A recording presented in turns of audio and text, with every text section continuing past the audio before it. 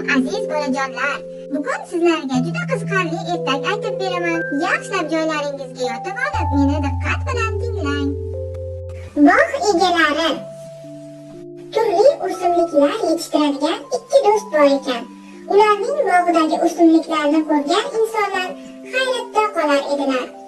Bog'ida turli mevalar, turli xil sabzavotlar, bir-biridan chiroyli gullar o'sardi. Bog' egalari maqtovlardan kibrlanishni boshladilar.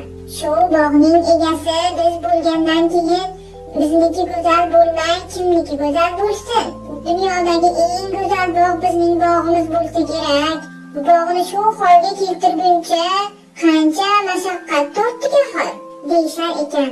Aslida bu ne'matlarni Alloh berganini hech tan olishmas, shukr ham qilishmas ekan. Ular bog'lardagi mevalarni, sabzavotlarni ham hech kim bilan baham ko'rishmas edilar.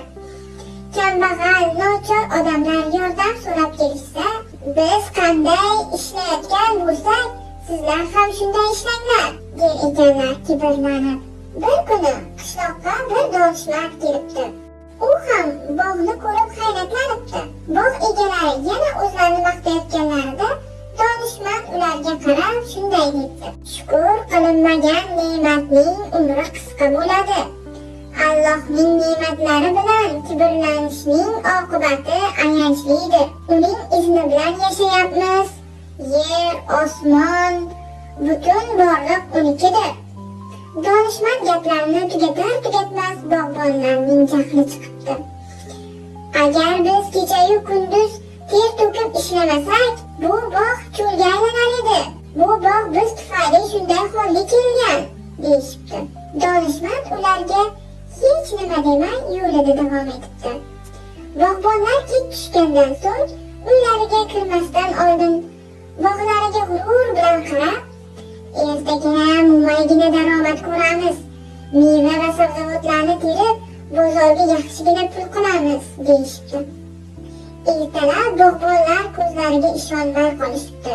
Kechasi qattiq shamol bo'lib, sel kelib, bog'dagi nima bo'lsa hammasini yuvib ketibdi. Bog'bonlar pushaymonlikdan yig'lashibdi. Biz barcha ne'matlarni sohibi Allohni va unga shukr qilish kerakligini unutib qo'ygan edik, deb dod faryod solishibdi. Qani bolalar, aytingchi, bog'bonlar qanday odamlar edi? Bog'bonlar nima uchun bog' ne'matlarini hech kim bilan baham ko'rishmas edilar? Oxir-oqibat ularning boshiga qanday kulfat kelibdi?